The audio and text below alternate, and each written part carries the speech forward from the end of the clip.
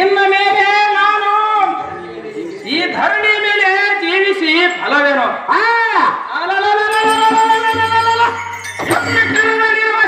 ಶಿರಚಕ್ರದಿಂದ ನನ್ನ ಶಿರವನ್ನು ಛೇದಿಸಿಕೊಳ್ಳುತ್ತೇನೆ. ನೋಡು ಸಾರಥಿ ರೀತಿ. ತಡಿ ರಂಭಾಸುರನೇ, ನಿನ್ನ ಭಕ್ತಿಗೆ ಮೆಚ್ಚಿದೆ. ನಿನ್ನ ದಕ್ಷಿತವನ್ನು ದಯಪಾಲಿಸು. ಬಹು ಎತ್ತರಿಂದ ವರವನ್ನೇ ಬೇಡು, ಕೊಡಲು ಸಿದ್ಧ ಇರುವೆ. ದೈತ್ಯನ ಸದಗುಣ ಸಾಂದ್ರ. ಎನ್ನ ತಡದವರು ಯಾರಂತೂ ನೋಡಿದರೂ ಯಾರೂ ಕಾಣಿಸುವುದಿಲ್ಲ. ಬರೇ ವಾಣಿಯ ಕೇಳಿ ಬರುತ್ತಾ ಇದೆ. ಏನು ಬೇಡತಿ ಬೇಡು, ಬೇಡಿದ ವರವನ್ನು ಕೊಡುತ್ತೇನೆಂದು ಶಬ್ದ ಬಾತುಂತೆ ಬಂದನಲ್ಲದೆ. ಮಸ್ತರ ಭಾವದಿಂದಿರುವ ಅನುಜನ ಅನುಮತಿ ಇಲ್ಲದೆ ಬಂದವನಲ್ಲ. ನನ್ನ ಅಭಿಪ್ರಾಯ ಏನೂ ಇಲ್ಲ. ಏನು ಮಾಡಬೇಕೆಂಬುದನ್ನು ಆಲೋಚಿಸಿದೆ. ಹೇ ದೇವಿಯೇ, ನನಗೆ ಹೆಂಡತಿವಿಲ್ಲ. ಅದರಿಂದ ಬಲಶಾಲಿವಾದ ಮಗನ ಹುಟ್ಟಬೇಕು. ಇದೇ ಬೇಡುವವರು. ಎಲೇ ದಾನವೇಂದ್ರ, ಎಂಥ ವರವನ್ನು ಬೇಡಿದೆಯಾ?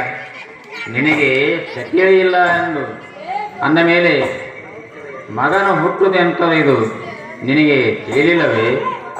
ಎತ್ತರದಿಂದ ವರವನ್ನು ಬೇಡು.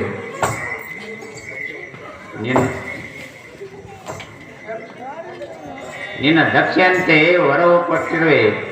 ನಿನ್ನ ದಕ್ಷೆ ಬಂದ ಸ್ತ್ರೀಗಳನ್ನು ಕೂಡಲು ಅವಳಿಂದ ವಕ್ರಶಾಲಿ ಮಗವನ್ನು ಹುಟ್ಟುವನು. ಸ್ತ್ರೀ ಸುಂದರಿ ಸ್ವೀಕಾರ ಮಾಡಿ ಸ್ತ್ರೀಯಿಂದ ನಿನ್ನ ಮಗನಿಗೆ ಮರಣವಾಗಲಿ ಎಂಬ ಬೇಡಿಕೆಯೇ ಪೂರ್ಣವಾಗಲಿ. ಮಂದ, ನಾನು ಹೋಗುವೆನು.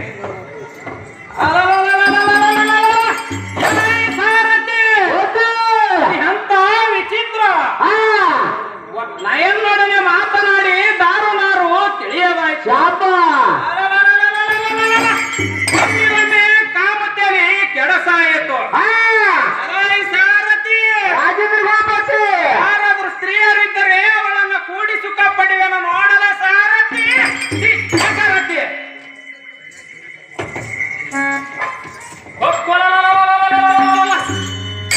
ಸಾರಥಿ, ಈ ನೀಚ ಕಾಮದನಾದ ರಾಕ್ಷಸನು ಕಾಮತಲಿಗರಿ ಹುಚ್ಚನಾಗಿರುವನು.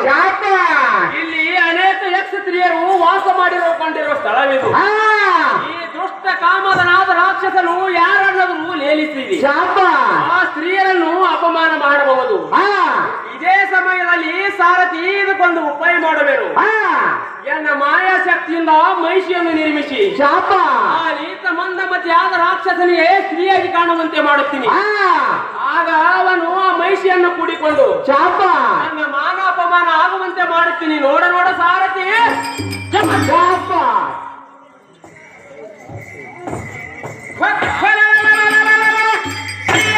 ಸಾರಥಿ ಅಂತ ಅಪಮಾನವೇನು? ಬಾಯದನ್ನು ತಾಳದೆ ಸ್ತ್ರೀಯರೊಂದು ಭೋಗಿಸಲು ಹೋದರೆ ಅದು ಮಹಿಷಿಯಾಗಿರುವುದು. ಇದು ಎಲ್ಲ ಕುತಂತ್ರ ಬ್ರಹ್ಮ ವಿಷ್ಣುವಿಂದೇ ಇರುವುದು. ನಮ್ಮ ಶುಕ್ರಾಚಾರ್ಯ ಮಂತ್ರಶಕ್ತಿ ಎಂದ ಮಹಿಷಿಯಳೊಂದು ಸ್ತ್ರೀಯರೊಂದು ಮಾಡಿಕೊಂಡು ರಾಜ್ಯ ಸ್ಮರಣೆ ಮಾಡುವ. ನೋಡಲ ಸಾರಥಿ.